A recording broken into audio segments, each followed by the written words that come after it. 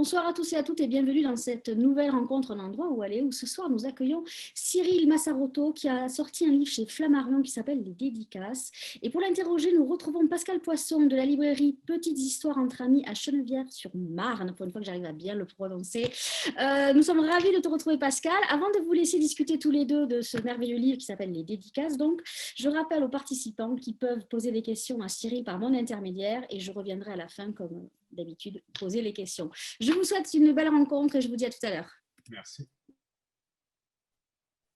Bonsoir, bonsoir chers auditeurs. Bonsoir Cyril. Bonsoir. Cyril Massarotto.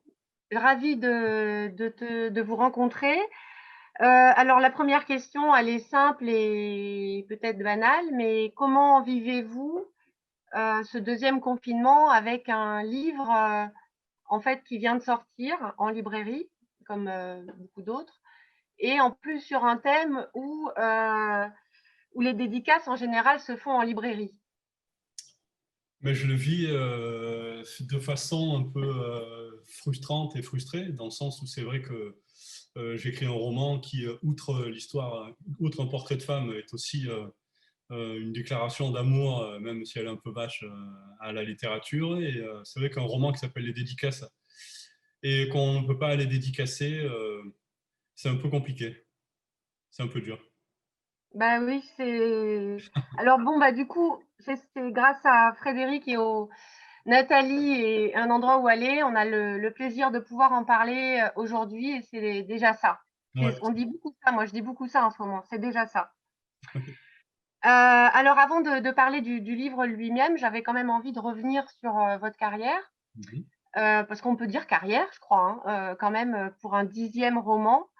Donc votre premier roman, Dieu est un pote à moi, est sorti en 2008, si je me trompe pas. C'est ça, oui. C'est l'année d'ailleurs où a ouvert la librairie Petite Histoire entre Amis à Chenevière. Donc c'est voilà. Et ce livre a rencontré un succès immédiat, un grand succès. Et donc j'avais envie de vous entendre sur comment vous l'expliquez, ce succès, puisque souvent c'est un ensemble de raisons. Bien sûr, la qualité du roman, mais qu'est-ce qui fait que ça l'a fait? Ah, c'est toujours difficile à dire. Là, je crois que j'avais un bon titre déjà. Dieu est un pote à moi. Je pense que c'était un titre assez engageant et qui reflétait bien ce qu'il y avait dans le livre. Déjà, ça, c'est une première chose. Et c'est pas toujours le cas. On a des romans excellents qui, je trouve, ont des titres pas engageants et c'est assez regrettable. Là, je pense qu'on avait un bon titre qui est sorti En fait, un livre, c'est difficile à... C'est même impossible à savoir à l'avance, mais il faut qu'il sorte au bon moment pour rencontrer son public, pour que les thèmes soient dans l'esprit des gens. Et là, c'était le cas. Donc, en fait, parler de Dieu et un peu de philosophie au travers de l'histoire, avec, j'espère, beaucoup d'humour d'un personnage principal, c'était le bon moment en 2008. C'était une année et un moment qui était propice, tout simplement. Oui, c'est ça, c'est-à-dire qu'un ensemble de raisons ont fait que ça a fonctionné. Et alors, comment êtes-vous venu à l'écriture, puisque ce premier roman, vous l'avez écrit à plus de 30 ans? Un peu plus de 30 ans, oui, c'est ça. Voilà. Quand j'avais 33 ans, je crois. Ben, je n'ai pas du tout un parcours typique, je crois, d'écrivain. Moi, j'ai commencé à lire vraiment déjà à 25 ou 26 ans. Avant, je lisais pas du tout. Je faisais de la musique, j'écrivais. J'avais un peu une activité d'écriture dans le sens où j'écrivais les paroles dans mon groupe. Donc j'avais quand même une petite, voilà, un exercice de l'écriture, mais jamais de ma vie je m'étais dit tu vas écrire des romans. Voilà, je sais qu'il y en a beaucoup pour qui c'est un rêve d'enfant, qui à 10 ou 12 ans lisent des livres sous la couette. Moi, c'était pas du tout le cas. Et parce que j'ai été un peu dégoûté en fait, par l'éducation nationale de lectures obligatoires sur lesquelles on était interrogé. Lire, c'était un devoir, quoi. Donc, du coup, ça ne m'intéressait pas. Et le hasard fait que j'ai été, pendant que je préparais mes études pour devenir enseignant, j'ai été pion. dans un lycée. Et je surveillais la cafétéria, ce qui veut dire que je m'ennuyais terriblement. J'étais assis toute la journée à rien faire. Et juste à côté de la cafette, il y avait le CDI. Et au bout de quelques mois d'ennui, j'ai poussé la porte du CDI et j'ai pris un livre au hasard. Bien m'en a pris, c'était Maupassant, c'était les nouvelles de Maupassant, avec notamment Boule de Suif, qui m'a énormément marqué. Et de là, je suis devenu un dévoreur de livres du jour au lendemain, quoi. Et donc, je passais mes journées à lire je crois que j'ai fait ça pendant 4 ans, avant de me dire, bah, écoute, pourquoi tu te lancerais pas dans l'exercice de l'écriture quand j'ai un titre qui m'est venu, Dieu est un pote à moi, et où je me suis dit que c'était pas un titre de chanson, contrairement à jusqu'à présent. Et donc, c'était un bon titre de roman, et j'ai commencé à écrire, tout bêtement. Bravo. Alors du coup, aujourd'hui, donc je l'ai dit tout à l'heure, nous allons parler de votre 10e roman, Ouais, donc déjà. qui est en 12 ans. Oui. C'est quand même voilà, une belle performance. Alors comment choisissez-vous les thèmes de chacun des romans? Sachant que moi j'ai découvert un roman voilà, qui mêle l'humour, les émotions, qui tient en haleine avec une histoire. Alors je crois que c'est les histoires que vous aimez. Moi c'est aussi ça qui fait que Ouais. j'ai appris la librairie, petites histoires entre amis. Mais comment alors choisissez-vous, construisez-vous vos histoires et choisissez-vous les thèmes de chacun des romans? Alors honnêtement, ça s'impose plutôt à moi. Je ne réfléchis pas à un thème. Je ne me dis pas, dans mon prochain roman, je vais parler de ça. Il faut vraiment que ce soit la conjonction dans mon inspiration, en fait, d'un personnage, d'un thème et d'une histoire. Voilà. Si, ça se fait vraiment naturellement. J'ouvre le robinet à idées, comme j'ai coutume de dire. Voilà, quand j'ai envie de passer à un nouveau livre, j'attends l'inspiration et elle vient très rapidement, généralement.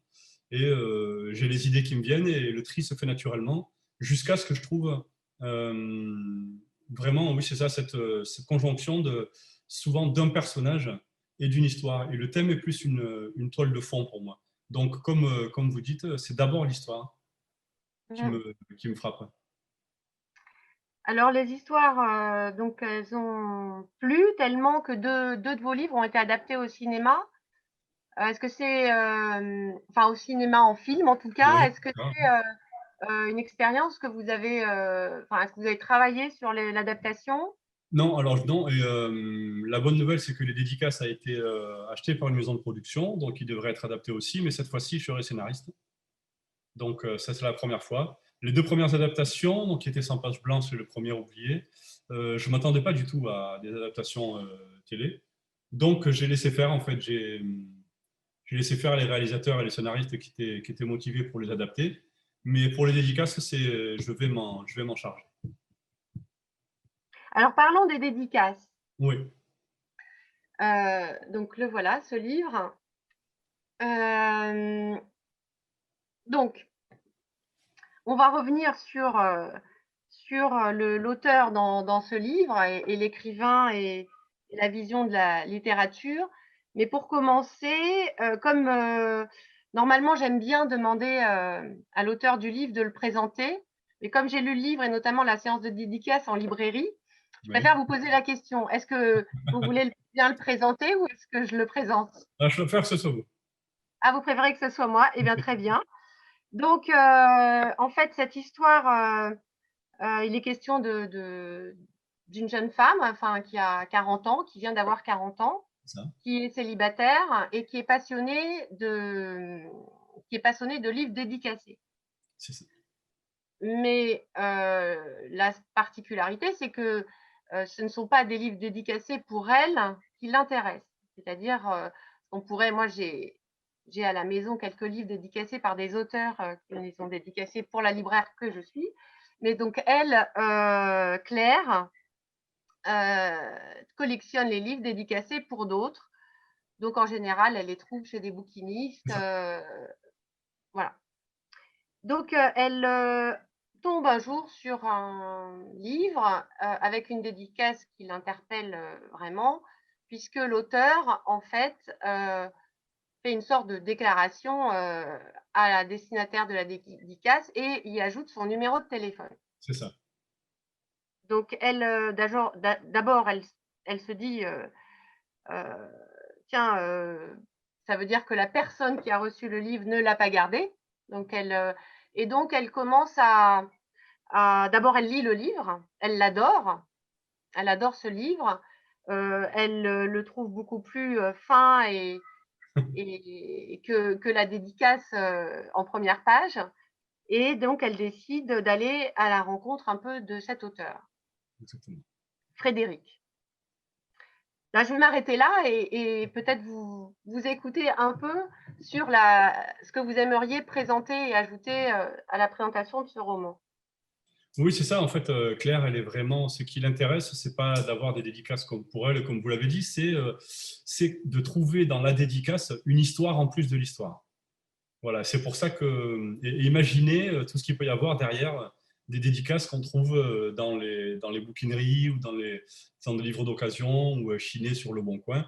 Voilà, ce qu'elle aime, ça, elle, c'est avoir une histoire dans l'histoire. Et là, en effet, quand elle trouve cette dédicace, déjà elle trouve que draguer, puisque c'est un peu le cas, hein, il laisse son numéro de téléphone à une lectrice dont il dit qu'elle est la plus belle du salon du livre, elle trouve ça tout à fait indélicat, et donc ça l'interpelle.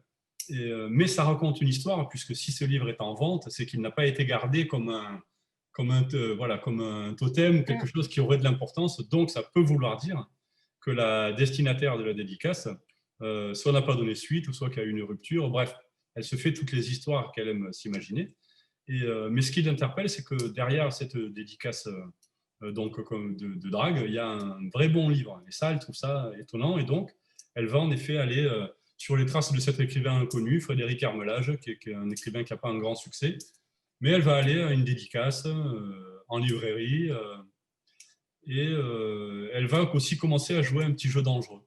Alors, je ne sais pas si on en dit plus, mais... Ah non, non, on n'en dit pas plus. Elle va jouer un jeu dangereux. Et c'est là que l'histoire commence vraiment, l'histoire du livre va vraiment commencer.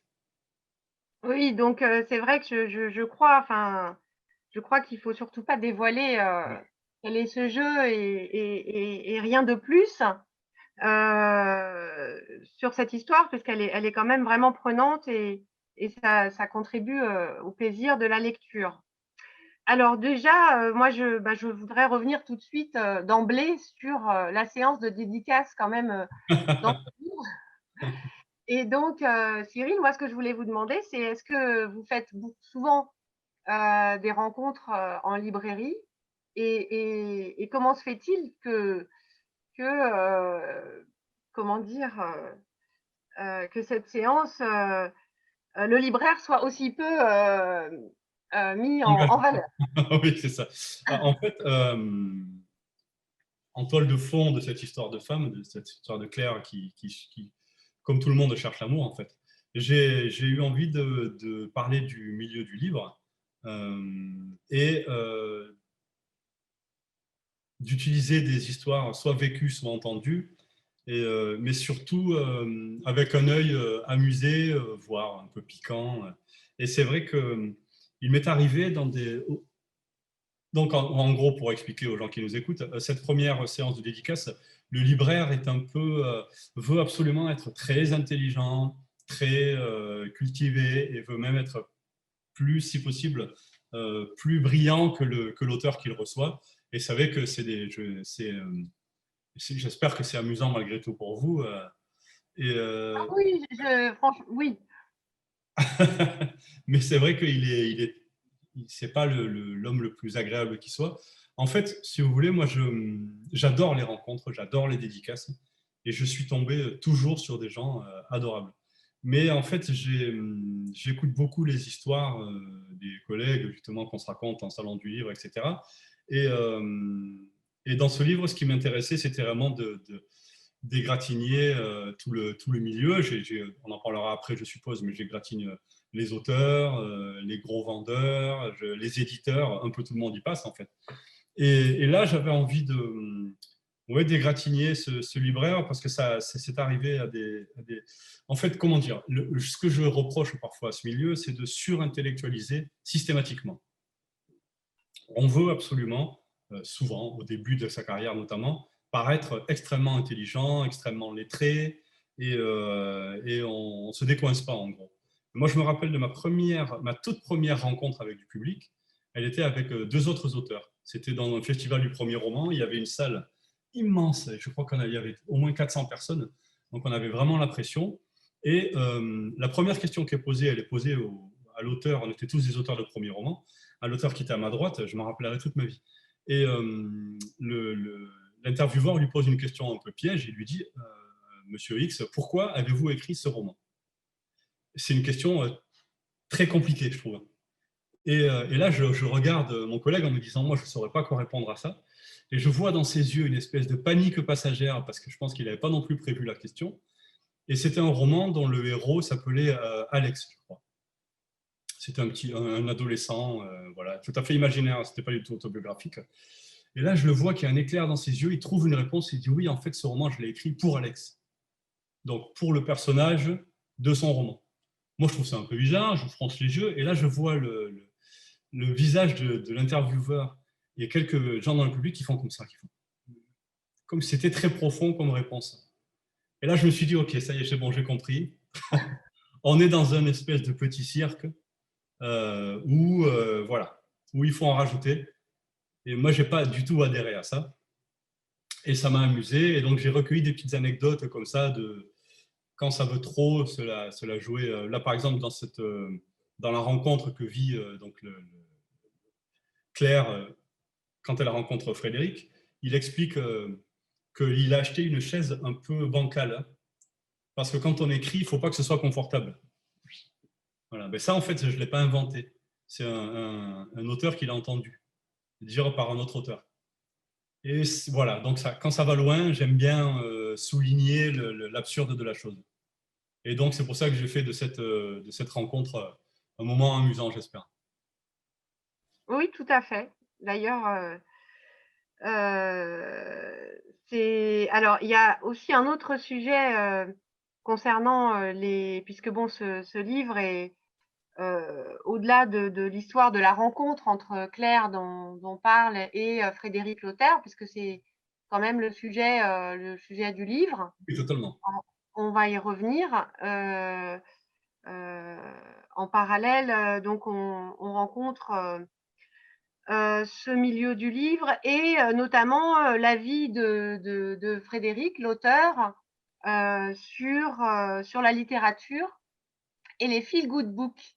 Ouais. Alors, du coup, comme je ne sais pas si ce que vous avez écrit dans le livre est ce que vous pensez ou si c'est un contre-pied total, j'avais envie de vous entendre sur le sujet, c'est-à-dire puisque les feel good books sont vraiment un peu méprisés par Frédéric, notre auteur des dédicaces.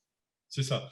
Frédéric, c'est un peu l'archétype de l'auteur intello ou exigeant, en fait. Et donc, comme j'en ai rencontré beaucoup, et donc il méprise totalement, mais vraiment à 100%, toute la vague qu'on appelle depuis 4-5 ans feel good, mais qui avant, on disait juste commercial, hein, Lévy, Musso, voilà, tous ces énormes vendeurs d'histoires,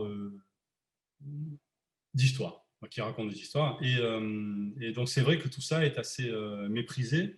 Alors, c'est de moins en moins dit ouvertement par les auteurs parce que ça représente économiquement tellement de choses que, je ne sais pas si vous avez remarqué, mais ils sont quand même de moins en moins critiqués.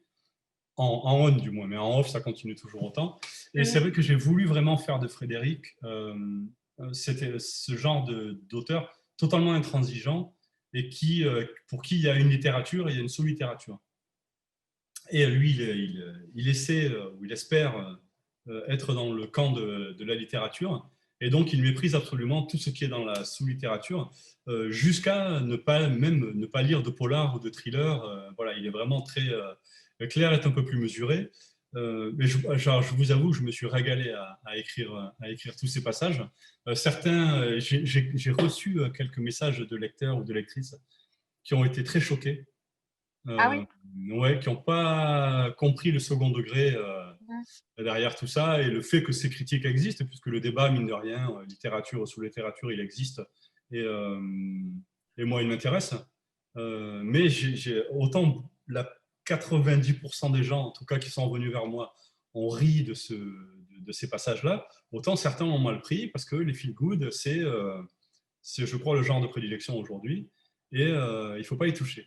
Alors, c'est aussi amusant. Moi, j'ai écrit dernièrement des livres qui ont été classés dans le feel good, dont notamment Quelqu'un à qui parler, mon antépénultième roman. Donc, j'ai évidemment du recul par rapport à ça. Et moi, je trouvais vraiment amusant d'utiliser des arguments que j'entends, encore une fois. C'est ce qui m'intéressait. C'est qu'en lisant le livre, il y a l'histoire donc, de Claire, une histoire d'amour, mais que le lecteur, la plupart des lecteurs, aiment connaître les coulisses. Et en coulisses, dans les salons du livre, quand vous dînez ou quand vous discutez avec des auteurs, tout ce qu'il y a dans ce livre-là, c'est dit, c'est souvent dit. C'est donc, voilà, vous avez tellement d'auteurs qui vont vous dire ouais, Joël Dicker, Guillaume Musso, Marc Lévy, c'est de la merde. C'est pour ça que j'utilise le mot un moment vers la fin du livre, quand un débat très animé entre les collègues de Claire et Frédéric, il lâche le mot c'est de la merde. Voilà. Et c'est là où tout explose et où il se passe. Et, Oui, c'est un repas très. Oui. c'est intéressant parce que moi, je l'ai tellement souvent entendu, et je l'ai même souvent entendu de la part du lectorat. Vous parliez de Dieu est un pote à moi en 2008, donc ça remonte quand même. Quand j'ai sorti mon premier livre et que donc je rencontrais des gens à qui je disais ouais, je sors un livre, j'ai entendu, je ne veux pas vous mentir, j'ai entendu au moins 50 fois la phrase ah, j'espère que ce n'est pas du Lévy-Musso. Donc, même ce snobisme, il n'est pas du côté seulement des auteurs, il est aussi du côté de beaucoup de lecteurs. Mais en même temps, je peux l'entendre. Voilà, donc je trouve ça sympa d'en rire, mais je ne trouve pas non plus idiot que des lecteurs aient envie de choses plus exigeantes que des feel good, ça ne me choque pas. En fait, dans ces passages, puisqu'en fait ça revient plusieurs fois dans le livre, oui. puisque finalement il est quand même question des livres tout au long du livre, puisque Frédéric écrit un roman, écrit son 3e roman, lui. Et donc, à un moment, je crois que c'est au moment de ce fameux dîner dont vous parliez, Frédéric tente une explication pour classer, parce que c'est vrai que j'ai trouvé courageux d'aborder ce sujet dans votre livre, parce que c'est vrai que moi, c'est un sujet qui est tout le temps évoqué, mais sans que ce soit vraiment clarifié finalement qu'est-ce qui ferait que un livre serait classé en feel good book ou sur littérature ou sous littérature. Il n'y a pas vraiment de critères. Les critères sont pas. Donc vous avez tenté un critère qui serait que la vraie littérature, ça veut dire que les phrases, elles sont avant qu'une phrase soit écrite, elle est réécrite, corrigée X fois. Ce serait ça le critère. J'ai trouvé ça assez intéressant.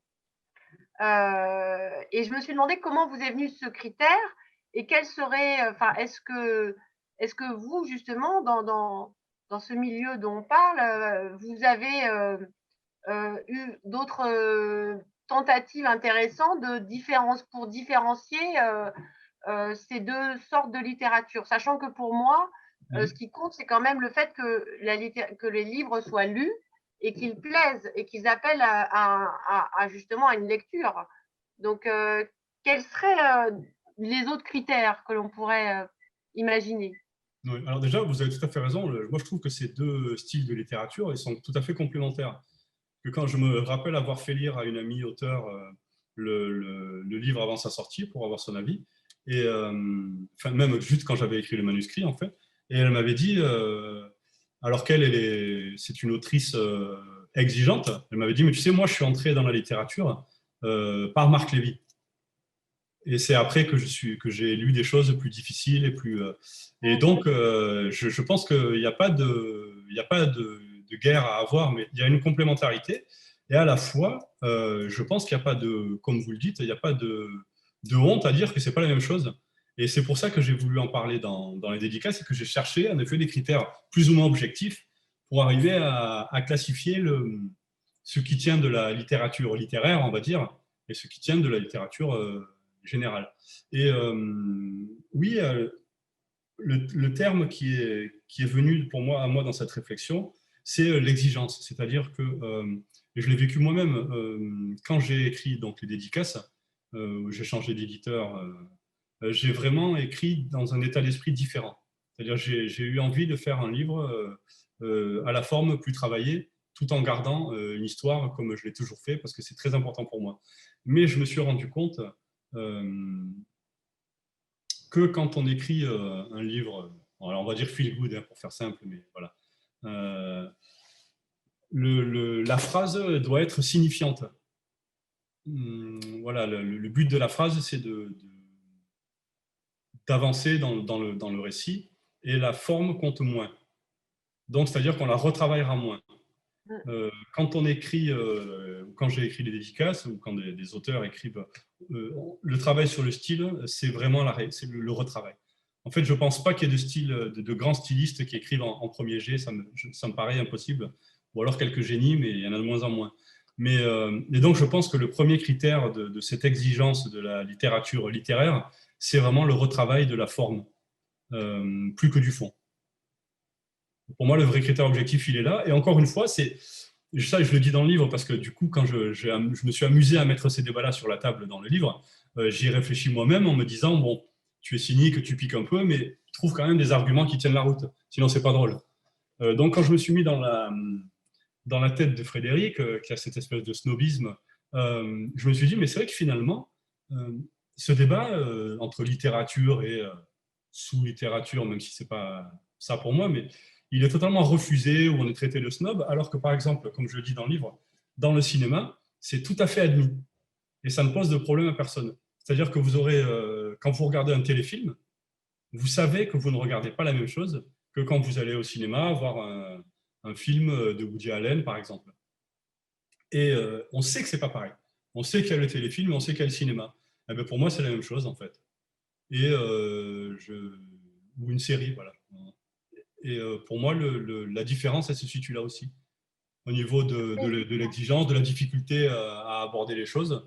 Et je ne trouve pas ça honteux du tout, puisque je vais écrire un téléfilm. En tout cas, moi, j'ai trouvé ça juste. J'ai trouvé que cette tentative de différencier par justement le retravail du texte, des phrases telles que vous venez de l'expliquer, j'ai trouvé ça intéressant, puisque on n'a pas vraiment de critères sinon. Oui, non, non, Et sinon, c'est donc, je trouvais que compliqué. c'était juste. Et oui, et d'ailleurs, ça me fait penser que j'ai oublié de vous poser la question tout à l'heure du changement d'éditeur, quand Oui. vous venez de l'évoquer. Quelle a été la raison de ce changement? L'envie d'un nouveau départ et l'envie d'écrire différemment. Voilà, l'envie justement de plus travailler la forme, tout en, et je suis ravi que vous ayez dit ça au début, parce que c'est vraiment depuis toujours important pour moi, raconter les histoires. C'est-à-dire qu'un roman qui ne raconte pas d'histoire, pour moi, par contre, là, ça n'a pas grand intérêt. Vous pouvez avoir un style merveilleux, si vous ne racontez pas d'histoire, moi, je décroche. Et il y a des auteurs dont j'adore le style, mais qui ne racontent pas d'histoire, donc je vais lire 5 pages, je vais refermer, je vais relire, je vais grappiller, mais ça ne va pas plus m'intéresser que ça. Donc j'ai eu envie d'élever mon niveau d'exigence, justement, et d'allier vraiment de raconter une histoire avec une vraie dramaturgie, avec avec des rebondissements, vraiment une vraie histoire, avec un fond et un style plus travaillé. C'était mon but, et donc je me suis dit que pour opérer ce changement-là, un changement d'éditeur était logique, en fait. Et j'ai trouvé chez Flammarion des oreilles et des yeux qui étaient vraiment dans la même vision que moi. En tout cas, je crois que les histoires, c'est ce que beaucoup de lecteurs recherchent. Ouais. Et peut-être même surtout en ce moment, dans cette période de confinement. Moi, j'ai un client il n'y a pas longtemps qui m'a dit, voilà, qui m'a dit précisément, voilà, je voudrais une histoire, un roman, quelque chose qui me change les idées, qui me fasse rire, qui me fasse penser à autre chose. Je n'arrive pas à lire autre chose. Je n'arrive pas à me concentrer. Il y a beaucoup de gens qui me disent ça, qui ont du mal à se concentrer sur quelque chose, voilà, Je comprends. qui n'est pas prenant, qui n'évade pas. Ouais. Alors du coup, parce que je crois que l'heure tourne, et ce serait dommage qu'on ne parle pas quand même de l'histoire. Alors peut-être il y a d'autres thèmes dans le livre, et ça je veux bien que vous les complétiez. C'est l'histoire d'une rencontre, Oui. en fait, C'est l'histoire d'une rencontre, une rencontre et plus, hein, puisqu'il se passe ensemble. Enfin, la rencontre se fait au début du livre. Voilà, j'en dirai pas plus. Oui. Ce que j'ai aimé, c'est la tentative d'analyse de la rencontre par le côté féminin, le côté masculin. En fait, vous vous êtes mis à la place d'une femme, puisque Oui. c'est quand même Claire qui parle. Oui. Alors, et on a le point de vue féminin et masculin sur la rencontre, sur qu'est-ce qui fait que on sait dès le début que c'est la rencontre avec un L majuscule. Oui. Alors, qu'est-ce qui vous a amené à développer ce thème dans cette histoire, et est-ce qu'il y a d'autres sujets dont vous aimeriez qu'on parle? Mais en fait, j'avais envie déjà de me glisser vraiment totalement dans la peau d'une femme. J'avais déjà fait à moitié dans Le Premier Oublié, où j'étais un chapitre sur deux dans la peau d'une femme et un chapitre sur deux dans la peau d'un homme. J'avais adoré ça. Et là, j'avais envie de me glisser totalement dans la peau d'une femme. Donc, le livre est raconté selon son point de vue de A à Z. Et je trouvais intéressant d'être dans la peau de cette femme, et je pense que beaucoup de gens ont entendu ça, qui a tout pour elle. C'est-à-dire, elle a tout pour être heureuse, mais elle ne l'est pas. Elle a 40 ans, et donc, je pense que on a tous entendu ça une fois ou une autre, mais je ne comprends pas comment ça se fait que tu es seule, comment ça se fait que tu es seule. Je pense que c'est quelque chose qui rend assez fou. Et donc, je me suis vraiment amusé à accentuer chez elle ce côté. Elle est vraiment extrêmement belle. On sent on voit qu'elle a une vie intérieure très riche. Je crois qu'elle est très intéressante comme femme. Et je me suis amusé à lui faire rencontrer un homme qui, semble-t-il, pour elle, a tout aussi. C'est-à-dire qu'elle adore les livres, c'est un auteur, elle rêve, elle a presque perdu l'espoir d'avoir un enfant et de fonder une famille, mais lui fait comprendre tout de suite qu'il est d'accord et qu'il est partant. Et donc voilà, ça m'intéressait de faire rencontrer cette femme à première vue parfaite, et avec cet homme qui semble répondre à tous ces critères, mais comment on se complique soi-même les choses, et comment est-ce qu'on choisit de se rendre heureux ou pas. Et jusqu'à la dernière page, je crois qu'on se rend compte que c'est compliqué. Et donc, c'est vraiment la vie intérieure de cette femme qui m'a passionné et qui m'a vraiment donné envie d'écrire le livre. Alors, les hommes, d'ailleurs, ne sont pas, comment dire, ne sont On ne sent pas pas, épargné. ils n'ont pas le beau rôle, parce Non, pas que du tout. déjà le premier homme, enfin le précédent homme de sa vie, Laurent, qui lui fait un aveu, qui vient pour lui faire un aveu, qui met par terre toutes les années qu'ils ont passées ensemble. Donc voilà, ils n'ont vraiment pas un beau rôle, les hommes, dans ce livre. Non, c'était pas volontaire. Je n'avais pas envie de m'inscrire dans une quelconque courant littéraire. C'est qu'en ce moment, les hommes sont beaucoup égratignés, à juste titre, je crois. Mais je ne l'aurais pas pensé comme ça avant d'avoir une fille, en fait. J'ai une fille qui a 4 ans. Et c'est quand je suis devenu père d'une fille, je ne pense pas que j'étais macho avant, mais que je le suis devenu sans fond moi, et que j'ai compris tous les problèmes que pouvait poser la masculinité toxique. En ayant peur pour elle, je me suis projeté dans le futur, et je me suis dit, est-ce que j'ai envie que ma fille rencontre quelqu'un comme moi, ou quelqu'un de différent, en fait. Et je me suis rendu compte que c'était compliqué, le rapport de l'homme à la femme, qui est assez régulier, je pense, de le rapport de l'homme à sa maîtresse. Puisque je crois qu'on a tous connu ça. Moi, j'ai énormément d'amis qui ont été la maîtresse de l'homme. Et je trouve ça assez compliqué. J'avais envie d'aborder ça vraiment avec un mec. Je crois que c'est aussi arrivé à tout le monde, qu'on se dise, mais qu'est-ce qu'elle fout avec ce mec? Oui. Moi, je sais que je l'ai dit 50 fois, cette phrase, par rapport à des copines. Et là, je crois que c'est vraiment le cas. On se dit, mais parce qu'on la connaît, et on voit ce gars arriver là, on apprend qu'il est même pas très beau. Et puis quand on voit comment il lui parle, comment il la traite, on se dit mais qu'est-ce qu'elle fout avec lui? Et je crois qu'elle-même, elle ne sait pas en fait.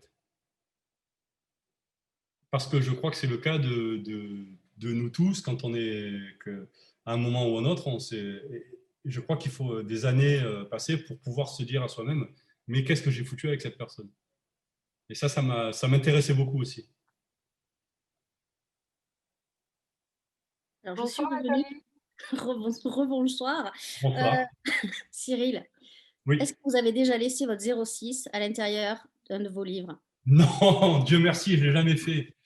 Mais je sais, il y a des auteurs qui l'ont fait, ça je le sais. En tout cas, non, parce que la question est revenue. Hein. Il y a eu cette question. Est-ce que c'est prévu ou pas? Donc voilà. Et comment ça se passe avec vos confrères, vos consoeurs et le monde de l'édition? Parce que là, ça a balancé pas mal quand même, je veux dire. Est-ce qu'il y a une fatwa sur vous ou pas? Pas du tout. Pas du tout. Tous en tout cas, ceux qui en ont pensé peut-être à mal ne sont pas revenus vers moi. Mais les auteurs de mon entourage ont beaucoup ri en fait parce que c'est des choses qu'ils entendent et ils savent très bien qu'il y a beaucoup de second degré là-dedans. Donc je veux dire, tout ce qui est dans ce livre, je pense que n'importe quel auteur l'a déjà entendu au moins une fois. Non, mais je vous rassure, nous libraires aussi, on entend beaucoup de choses Ah, sur les ça auteurs. doit être marrant. Ça. Mais en tout cas, il n'y a aucune honte à dire qu'on lit Musso-Lévy. D'ailleurs, j'en profite pour dire que mercredi, on reçoit Marc Lévy à 19h. Il sera à Oui, votre j'ai vu ça. place. Donc voilà. Il en faut. Puis après aussi, se dire que y a souvent les lecteurs disent ouais, c'est toujours les mêmes, mais ils écrivent aussi des livres tous les ans et ils ont beaucoup de lecteurs. C'est vrai. Et Ah, ce oui. qui était intéressant aussi dans votre roman, c'était par rapport au feel good books, parce que des fois, le terme n'est pas appropriément parlé, adapté au livre, je trouve. Non, non, c'est vrai, c'est vrai. Voilà. Donc, il y a une question. Est-ce que ça vous est arrivé de retrouver un de vos livres dédicacés chez un bouquiniste ou chez un libraire? Alors non, ce qui m'est arrivé qui était drôle, c'était que je n'avais plus d'exemplaires d'un livre à moi en poche. Et à ce moment-là, je voulais l'offrir, mais il était plus, je ne le trouvais pas. Bref, et du coup, j'en ai commandé un d'occasion. Et quand je l'ai reçu, alors, ça va vous faire rire, il était dédicacé, mais par moi. Ouais, je Donc vois. ça m'a vraiment fait rire. Donc j'ai eu qu'à barrer le prénom qui était originellement et d'en rajouter un autre. Et Ah, vous puis, n'avez même pas arraché la page. Vous n'avez pas arraché la page. non, non, mais ça m'amusait tellement que je l'ai barré et j'ai mis le nom de la personne à qui je l'ai donné, à qui je l'ai offert en dessous. Mais ça agace pas, ça, un auteur, quand on lui dit ah, j'ai trouvé votre bouquin, je dis n'importe quoi. Vous dédicacez souvent à des journalistes et souvent les services de presse, on ne va pas le cacher, puisqu'on est là, on est en toute transparence, parce que vous avez pas mal balancé, nous aussi on peut balancer. Souvent, on retrouve des services de presse que vous, les auteurs, avez signés à des journalistes en vente d'occasion. Ça vous agace pas, ça? Alors moi, oui, ça m'agace. Mais ce qui m'agace le plus, et ça m'est arrivé d'en trouver moi-même, c'est quand des journalistes mettent en vente les exemplaires qu'ils ont reçus, mais avant la mise en vente du livre. Ah oui. Alors ça, je trouve que c'est l'irrespect le plus absolu. Je trouve ça affreux. J'ai trouvé 2 livres au mois de juillet à sortir, donc d'occasion, à sortir en septembre. Et de vraiment, voilà, ça c'est pas bien. Mais je crois que d'ailleurs, les éditeurs commencent à en avoir marre et commencent à faire des séries spéciales où c'est bien marqué dessus pour pas qu'ils puissent être revendus parce que c'est quand même assez problématique. Justement, il y a un message qui dit un auteur a trouvé son livre dédicacé à un journaliste chez un bouquiniste et il l'a renvoyé au journaliste en lui disant je vous renouvelle mes vœux. Oh, ça, c'est génial. Pourquoi je n'y ai pas pensé? Ça, c'est génial. Vous pouvez vous inspirer. Est-ce que toi, Ah oui, oui. Pascal, en tant que libraire, ça t'est déjà arrivé de, allez, on va dire, vendre tes services de presse dédicacés ou pas? Moi, ce que je fais chaque année, c'est que je les garde et je fais une brocante une fois par an où les clients savent que je vends 1 € tous les bouquins qu'on a lus. Alors, c'est pas forcément des services de presse, hein, parce que des fois, on a envie de lire un livre et on n'a pas le service presse. Et donc, une fois par an, tous les livres que les libraires, enfin que l'équipe a lus, sont vendus 1 € en brocante. Voilà. Mais ça me paraît bien parce qu'aussi, vous laissez un délai avant la revente quand même. Donc, Ah oui, oui, c'est vraiment quelques mois plus tard. C'est pas... donc c'est très bien. Après, il faut aussi que les livres vivent, hein, je suis d'accord, hein, on ne peut pas les laisser mourir, mais c'est vraiment une question de respect envers l'auteur qui me semble parfois un peu compliqué. Alors, ce qui est très particulier dans votre livre, Cyril, c'est que Claire, elle a 2654 livres dédicacés, mais qui ne sont pas pour elle. C'est quand même particulier de collectionner des livres dédicacés qui ne sont pas pour soi. Pourquoi avoir choisi c'est un peu loufoque, non, ou ça va avec le personnage de Claire, justement, que vous vouliez... Mais alors, en fait, moi, j'étais parti de cette idée de livres dédicacés parce que moi, j'ai un problème, c'est que je suis absolument... Moi, je ne garde aucun de mes livres. Enfin, je lis les livres et puis soit je les donne, soit je ne les garde pas parce que chez moi, je n'ai pas la place de faire une belle bibliothèque. Mais je suis incapable de me séparer d'un livre dédicacé. Comme je suis incapable de me séparer même d'un petit mot qu'on m'aura griffonné, du moment où quelqu'un prend l'effort d'écrire, je ne peux pas m'en débarrasser. Donc, en fait, je ne garde que les livres dédicacés. C'est vraiment un respect, peut-être un peu bête, mais Non, par non. rapport à l'acte d'écrire. Et donc, c'est les seuls livres que je garde. Et quand j'ai voulu, au départ, je m'étais dit que Claire, elle garderait les livres comme ça, mais j'ai voulu qu'elle soit, vu qu'elle est très complexe, j'ai voulu que ce soit au-delà du livre dédicacé et donc qu'elle ait un critère supérieur qui soit dédicacé, mais pas pour elle. Oui, Voilà. 2654, c'est énorme. C'est- à la rigueur, une centaine, on comprendrait, mais là, 2654. Et moi, je suis Oui, comme... là, Je ne c'était prête pas vraiment. mes livres. Oui, mais je crois qu'on est beaucoup bizarrement. Moi, je prête pas mes livres quand ils sont dédicacés. Et je ne sais pas si Pascal a ce sentiment-là. Nous, libraires, quand on reçoit un livre qu'on n'a pas demandé et qui est dédicacé par un auteur, je le lis toujours en priorité parce que je me dis, il a fait l'effort de me l'envoyer et de me mettre un petit mot personnalisé parce qu'on le sent quand c'est personnalisé, quand c'est automatique. Est-ce que vous, d'ailleurs, vous avez des phrases automatiques quand vous faites vos services de presse? Vous personnalisez à chaque fois ou c'est vraiment Alors, l'épreuve on ne peut pas faire autrement que avoir des formules parce qu'on en fait tellement que c'est compliqué. Au bout d'un moment, vous ne pouvez pas. Mais en fait, dès que. Donc, moi, je cherche généralement 5 ou 6 formules différentes pour pouvoir les adapter. Mais à partir du moment où c'est quelqu'un soit que j'ai rencontré, soit dont le nom me dit quelque chose, là, systématiquement, je vais me servir d'un élément pour personnaliser. Et est-ce que c'est une épreuve, justement, cette séance de dédicace, que ce soit et pour toi, libraire Pascal, quand tu reçois un auteur en dédicace, que c'est une épreuve, et est-ce que vous, Cyril, quand vous allez faire votre service de presse, c'est une épreuve? Alors, autant aller faire des séances de dédicace, c'est l'inverse d'une épreuve. Moi, j'adore ça, j'adore rencontrer les lecteurs, j'adore parler du livre avant, etc. Autant le service de presse, j'avoue, alors en fait, moi, je suis de Perpignan. Ce qui fait que mes services de presse, en fait, je prends le train et je vais à Paris exprès pour faire ça. Du coup, je concentre tout dans une journée. Et là, c'est vrai qu'à la fin de la journée, on n'en peut plus. Quand vous avez passé 8 heures à signer des livres, vous êtes au bout du rouleau et à la fin, on n'en peut plus. Mais à la fois, vu que c'est souvent la première rencontre avec notre livre physique, c'est aussi un moment génial et puis c'est une fois dans l'année. Donc, on râle, mais on adore ça. Ouais, parce que souvent, on voit les auteurs se prendre en photo quand ils font leur service de presse. On a l'impression que c'est un truc magique, que la rencontre avec leur livre, alors qu'ils le connaissent, hein, puisque vous l'avez Ouais. écrit, on a l'impression que vous êtes comme des enfants dans un magasin de jouets. C'est-à-dire ils sont au milieu de leur pile de livres comme des gosses. C'est Le fou. service de presse, c'est le moment où le livre commence enfin à exister, en fait. Voilà. C'est le moment où on l'adresse à des gens, où ça n'est plus juste un texte, c'est le moment où il nous échappe. Parce que c'est drôle le service de presse parce que en fait, vous signez vos livres et il y a quelqu'un qui vient, qui les prend, qui les met sous enveloppe en live, quoi, en même temps que vous. Donc, c'est vraiment le moment où le livre part, il ne vous appartient plus. Et donc, symboliquement, c'est un moment génial, quoi. Et le premier service de presse qu'on fait dans sa vie, c'est extraordinaire. Ouais. Et est-ce que ça vous est déjà arrivé en salon, par exemple, quelqu'un vient vous acheter un livre, mais ne veut surtout pas de dédicace? Oui, ça m'est arrivé rarement, mais ça arrive et on est toujours embêté parce que la personne vous dit ah, ben, je vais vous le prendre. Souvent, en plus, les gens discutent un peu avec vous. Donc, ils vous disent ah, ben, je vais vous le prendre. Alors, on a le réflexe, on prend, on l'ouvre, on lui dit pour qui? Elle dit non, non, mais je vais juste le prendre comme ça. Et moi, on a tendance à insister. Non, mais vous êtes sûr? Parce que je suis venu exprès pour ça.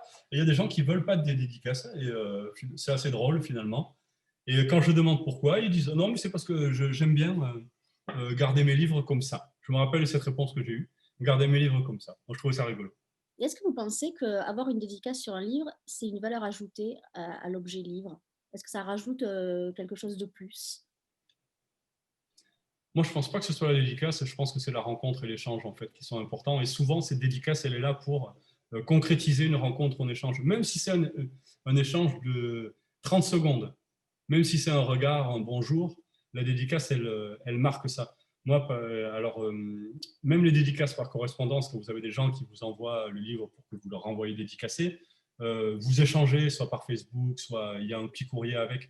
Donc, je pense que la dédicace en soi n'a d'intérêt que pour ça.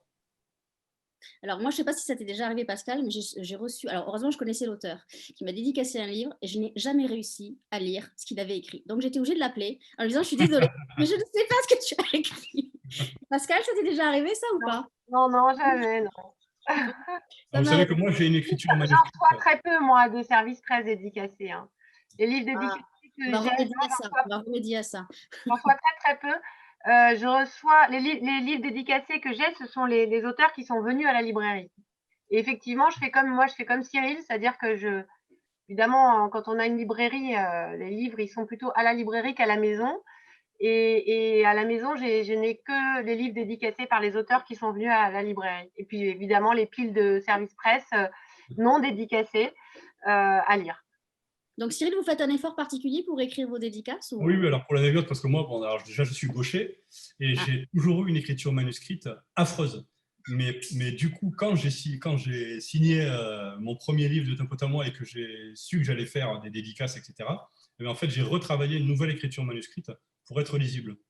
Donc, je l'ai vraiment fait volontairement parce que je savais que sinon, ça allait être une catastrophe.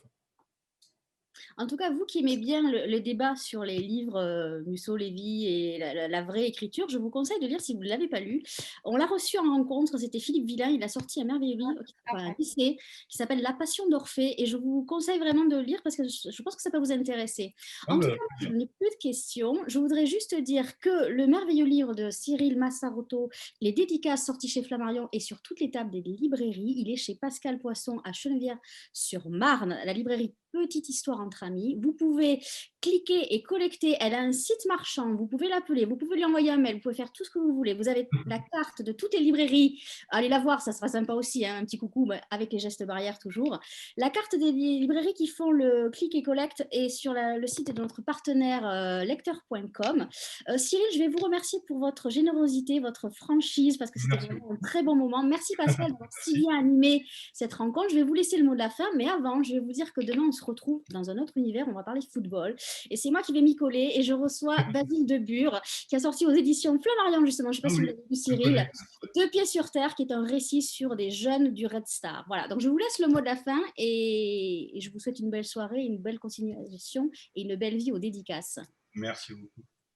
Bon, moi, le mot de la fin, il va être très simple, hein, si vous me permettez. Moi, j'ai juste lisez du feel-good, du littéraire, ce que vous voulez, mais lisez et régalez-vous. Alors, je valide totalement le mot de la fin de Cyril. Lisez les dédicaces. Vraiment, c'est un très joli roman, un très joli moment pour un moment de confinement. Merci beaucoup, Cyril, pour cette rencontre. C'était un vrai plaisir. Merci beaucoup. J'attends le SP du prochain livre dédicacé. Ah, promis. Challenge. Avec le 06, non, je plaisante. En tout cas, je vous souhaite une belle soirée à tous les deux et je vous dis à demain pour les autres. Bonne soirée. Merci. Au revoir Cyril, au revoir Pascal. Au revoir.